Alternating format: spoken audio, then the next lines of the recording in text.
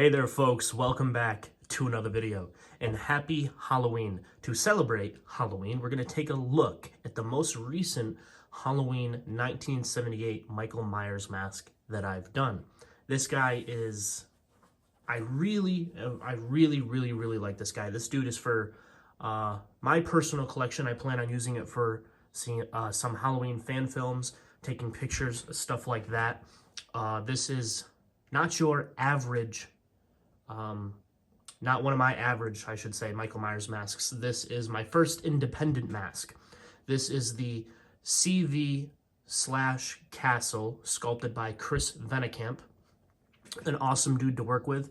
I definitely plan on getting another one of these for myself to then sell. And also I have talked to some people about doing theirs, but I also want to get his H2.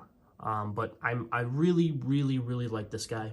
I want to get the 3D from Spookhouse Props at some point and start to move away from just doing Tots rehauls and start working on blanks. That's something I really want to do, and start challenging myself with these higher end sculpts. And I'll say right off the bat, I wish I would have done some footage of the blank itself. I do have some pictures and I can throw them up while I'm working on this or while I'm editing. So I might do that. I'll show you guys the process. I have posted a video already on the channel of the different stages of the rehaul, so you guys have seen this. I also posted that on my Instagram and my TikTok. The Instagram is at @therealcox_studios. You can message me there if you would like a rehaul or if you'd like to send me a mask to do. And my TikTok is Cox Studios. I have cool stuff on there that I'm working on and stuff that I've already finished, obviously. So you guys can take a look at that if you would like. But this dude is, I really like this guy. I've done a couple of 1978 masks. I generally don't like working with the 78 Sculpt. The 78 Sculpt from Trick or Treat Studios. I'm not a huge fan of it. I don't know what it is about it. I have one that I'm working on currently. It's at the other table. I might pull it up in a second. But I do have one next to me right now for Halloween 2 that I will show you guys the progress on that. But I'm not a big fan of working on the 78 Sculpt. I was working on that one and this one at the same time, and it's just something about it I just really don't like. But this guy right here, this is money for me. I really enjoyed doing it. Normally when I do a Halloween 1 mask, I work on a boogeyman, aka Tramer, aka Elrod. The Tots Boogeyman. It comes from Justin Mabry's Creep. I don't know if it's the Creep 1 or the Creep 2, but from what I understand, it's his Creep mask. But this guy, I had a lot of fun working on this. And just to show you the current Boogeyman that I'm working on, a little glimpse of that. This is for a customer. It's a Halloween 2 mask. You can see a little glimpse of that. You can see the difference in colors there. So yeah, this one's gonna have a little bit more flesh tone action. I don't think it's the most accurate when it comes to flesh tone. I think I mean, if you look at the way that the mask looks, oh my goodness. When Dick Warlock sold it, it really didn't have much flesh tone showing. I think the reason you get a lot of those camera tricks in the film is just because the paint was so thin, it was sprayed with spray paint, that you get this effect where if you tilt the mask, like with this one, if you tilt it down, you really just see the white or the cream color, but then when you tilt it up, you start to see a lot of those flesh tones because the paint was thinner in some areas. But I don't think there's not a whole lot of visible skin tone. So you don't see that on this one. It does have quite a bit of weathering, but there's not a lot of skin tone, just little hints of it, just because I like it. I think it adds a lot of personality and dimension to the mask, and it's just a lot more fun to have it there. And then at this point, when I work on Halloween 1 and 2s, I always give the whole mask a base tone of skin tone. It just feels like it should be there. You can see a little bit hiding there on the neck, or on the ear rather. And this one, I do have the white going all the way around. You can see it gets a little bit thinner. I don't know what's in his hair, but you can see a little bit in there. I generally don't do white all the way up to the back right there. So yeah, I definitely want to do something a little bit differently with this guy. His weathering is overall pretty, it's pretty light, but it's also not at the same time. You can start to tell when you get close up that there is a lot of shading. Not necessarily shading. I don't really like shade the cheekbones. I don't really do that. It's just kind of, I don't intentionally outline them. I try to avoid that and let the lighting do that. I do like to shade the V shape though. I do like to do that. But yeah, there's just a lot of grime. I use charcoal. I use washes. The charcoal, I like to brush it on. I like to use my fingers to blend it in, do like fingerprint marks, and then kind of rub it down. I brush it on. I draw it on with a pencil. Actual dry brushing with paint. There's a lot of different things I like to do to get this. And these eyebrows, one of the things that I really personally enjoy about working, at least working with this independent mask, is that the eyebrows are so much more defined. That's one of my least favorite things about the TOTS masks, is the eyebrows always have no detail. And as much as I like the Boogeyman mask, this eyebrow is always so flat, and it just never looks good. I like getting you can get so much detail when you dry brush over those eyebrows, and that was one of the things I liked about this the most. The eyes themselves, they went through a couple of different changes. I still don't think they're perfect. I think the overall shape is pretty spot on. It's the closest I've ever gotten, but I think that this eye should be just a little bit bigger. It should go closer to the edge of the eyebrow, and that should be the same with this one. But I was kind of weighing my pros and cons, and I was like, you know, I've already went back and I've adjusted it, and I went back and I've adjusted it. Do I really want to risk messing up this mask just to get that more accurate, or that much more accurate? And ultimately I decided against it because, I mean, like I said, with the eye cuts, this is the closest I've ever gotten to really achieving what I'm seeing in the photos. So I decided to go with this, and I'm personally really, really happy with it. If it was something for a customer, then it would have been a little bit more of a conversation, you know, talk to them and say, hey, do you want these to be a little bit bigger? And in that case, then, you know, I guess I would have to if they wanted to go that route. But for myself, I was like, I don't think it's worth it. As far as the forehead goes, his forehead looks a little bit big. And I don't know, James Carter did one himself as well, and when I look at his, the forehead looks big too. So I think, and I measured it, and the space between the top of my eyebrows and the hairline here is about 3 inches, and that's kind of where it is on the TOTS mask as well. So I think what it is the forehead kind of looks a little bit big just because it starts to arch so much before it gets to the hairline. Like if you look at a lot of TOTS masks, the forehead kind of stays straight up and then curves once it gets past the hairline, if that makes any sense. So the hairline's right here. So it kind of stays at a straight angle, and then it curves past the hairline. That's when you start to get the roundness of the head. Whereas this one starts to do a gradual curve before it gets to the hairline, and I think it makes the forehead look a little bit bigger. Not to knock the sculptor or the sculpt at all. I still think it's beautiful. I just think it's something that generally isn't done. So I think that's what was throwing me off so much at first. But yeah, now that I've settled with it and I got the hair on it, and once you see it in person, it really doesn't look that bad at all. It looks perfect in my opinion. I think on camera, this area looks a little bit more bubbly than you might think, or than you think it might.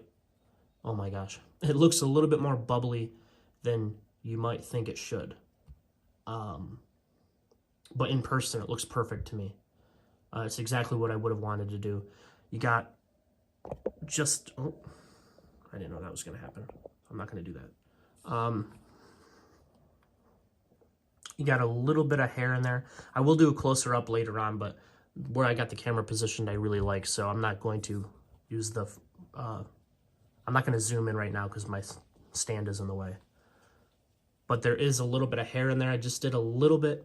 One of my biggest gripes when it comes to other Halloween rehaul artists out there, and this isn't a knock on anyone, it's just my personal opinion. I don't particularly like when people do the yellowing of the hairline over top of the paint. it makes no sense to me. In my opinion, the hairline should be done between the skin tone and the white paint, because when they were doing the Captain Kirk mask, they would have painted it skin tone, then they would have done the glue, they would have haired it. So the glue would be above the skin tone paint, but underneath the white paint. Now that, the first part doesn't really matter, but as far as the white paint, it should be on top of the glue line, in my opinion. It doesn't make any sense why you would see the yellow on top of this, the white paint. That's one of my biggest gripes. However, I also think that the yellow adds a little bit more dimension to the mask, just like the skin tone. So it's, and the same thing with the little hairs coming through. A lot of people like to do that. I think that's pretty cool as well. I did do some on this one, but I guess it didn't take to it very well. But to achieve a little bit of yellowing, it's really only noticeable in person, but just to get a little bit of hint in there, I did do some latex, some raw latex, liquid latex over the top in just a couple areas. So in person, you get a little bit more dimension there, as if the paint's kind of worn off and you can see a little bit of that glue line peeking through. But when it comes to just doing the whole thing in yellow, and I've actually done that before, just to test it out in person, and I don't like it as much. I've done it on my last Boogeyman 78, and also the sideburns weren't as 3D as I'd like them to be. Every time I go back to do a mask, I start to study those images and look exactly where the hairline should be, and my opinions have changed on where it should be since I've done this mask. It's like, as far as this goes right here, when I start to look at the images now, it starts to look like the hairline actually travels past this point or outside of it. So now I'm starting to think that this isn't a part of the original Kirk hairline. This is actually a piece that's underneath it, similar to this. I'll show images to kind of help help you show what I'm explaining. It doesn't mean I'm 100% right, but it's kind of just what I'm seeing. Instead of this being a part of the hairline, it looks like this would have been underneath the hairline as well, because you have this whole damaged piece right here. Like, that's what that looks like in the film, or in the pictures. It looks like this was damaged. So this should be a little bit more raw too, I would think.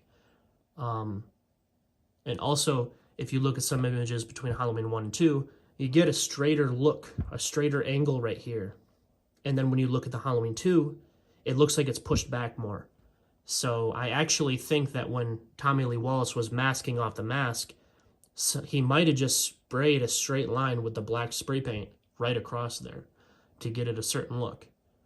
And then by the time Halloween 2 came, it worn off, so then the hair was pushed back. Now, some people might argue and say that more hair fell out.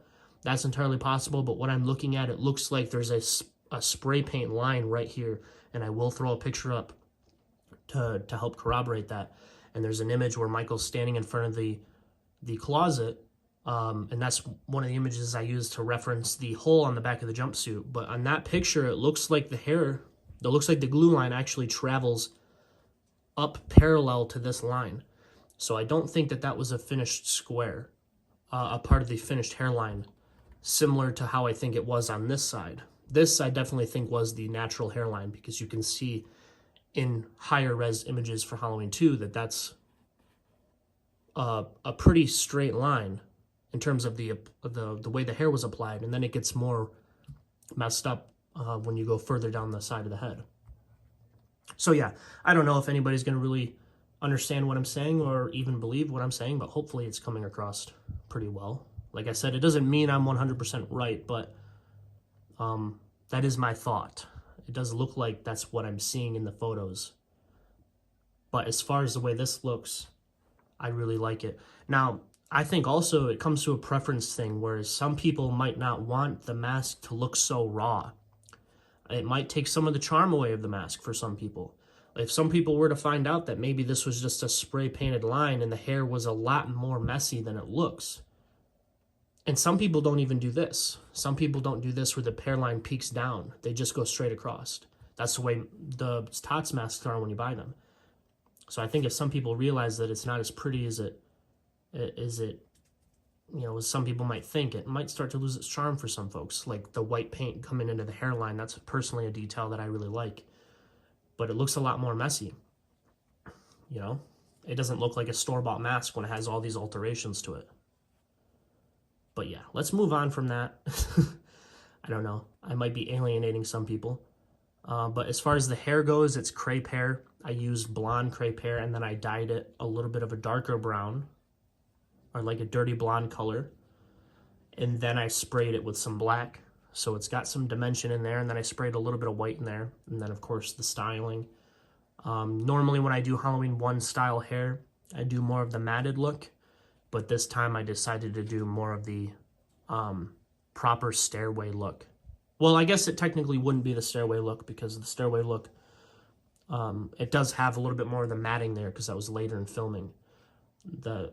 If you look at the images where Michael's standing by the hedge, the mask looks really clean right there. So I do think that that's when the hair was at its straightest. The more they messed with it, the more it would have gotten matted down and messed with. Some of those images you can see like the hair looks like it peaks right out here. So that's kind of a mixture of what I try to do. And these horns are a little bit thick. I'm going to thin these down just a little bit. But yeah. So, again, I'm probably alienating more people again. As far as this hairline right here, or this glue line, I don't think it's quite perfect with the shape. I think I want to change it just a little bit. I want this to just kind of be slightly different down here. But yeah. As far as the weathering on the mouth, I really like that. You just get subtle hints of the skin tone in there. Again, we'll take a closer look at that in a minute. But yeah, I do like this. I think he's very, very cool. Some nice sharp, some nice dark lines right in there. But yeah, we're almost on the 20-minute mark, so let's go ahead and take a closer look. So here it is close up and personal. You can start to see a little bit more of that texture in there. Those glue lines right there. You can see that it's slightly different right there. You can see a little hair in there. A little bit of the skin tone. Some of the dirt in there. So yeah. I am liking this. But yeah, guys, yeah. So I was thinking about kind of deleting some of the things I was saying in there, just because I think a lot of people aren't probably going to agree. But every time I look at those images, I try to really break down what I'm seeing and really understand what it is that I'm looking at. Because when you look at the side of the hairline here, it really wouldn't have been perfect. I mean, it was never supposed to be seen. These areas right here wouldn't have been pretty like the hairline would have been. So I'm trying to really dissect what it is that I'm looking at. And like this shape right here, you see this shape sculpted into Myers masks that you buy. And then I started to notice this triangle shape because of Nick Malpagano. But now I'm starting to think that it's a little bit different than what he might have explained. I think the triangle's still there, but I think it was not a part of the hairline. I think it was behind it. So yes. I don't know. I could be wrong, but that's one of my favorite things about this mask is I like to sit and study it and really try to break down what it is that I'm seeing. And, eventually I want to try to make it as accurate as possible. If you're doing masks for other people, they're going to have their preferences, whether they want more skin tone or less skin tone. That's always something you're going to run into, whether they want it more dirty or less dirty. But any mask that I do for myself and then I sell it, I'm always going to try to make it as accurate as possible. Like right here, you can see there's a slight bit of, it's kind of hard to tell, but there's a slight line running down his forehead. That is something that you see in the later, some of the behind the scenes footage, behind the scenes images that would have been used or would have been from later in filming. Oh my goodness, I can't ever talk. But yeah, that line runs all the way down. I'm assuming it runs all the way down the nose because when you look at the famous Coke image from Halloween 2, you see that sort of dotted line that runs down the mask at that point. So I'm thinking that would have been a nice little crease right there from when Nick Castle had the mask folded up in his pocket.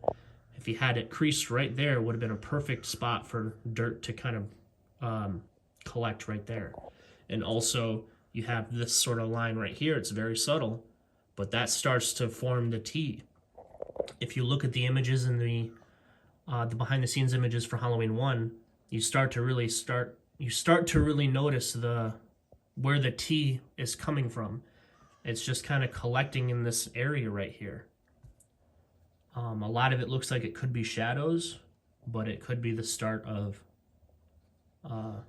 that T mark forming in. I don't know. But yeah. You know, not to pat myself on the back, but I do think I have a little bit of interesting thoughts when it comes to my takes on the Halloween mask, but I can't ever talk, so I probably lose a little bit of my credibility when I can't form a sentence. But yeah, I don't know. As far as some outside shots, it is quite a bit, and it's a nice day, but I think I might do that in a separate video. Since this mask is staying in my collection, it could evolve, it could change, you never know. So there'll always be more videos of this guy.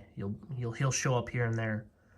But I think I might do an outside video separately just so I can edit this and get it up. I don't want it to be too long because I can never shut up. So yeah. A nice look right there, if it wasn't blurry, of my Halloween 1 Michael Myers mask. Again, this dude has been sculpted by Chris Vennekamp. It's the CV/Castle. Message him to get one. It's absolutely incredible. I love it. My first independent mask. I hope you guys like it as well. And hopefully my crazy opinions on the mask haven't alienated anybody. So yeah, I don't know. If you guys like the video, hit the like button, subscribe, notification bell. All of that would be greatly appreciated if you decide to do so. And of course, actually, happy Halloween. But of course, until next time, true believers.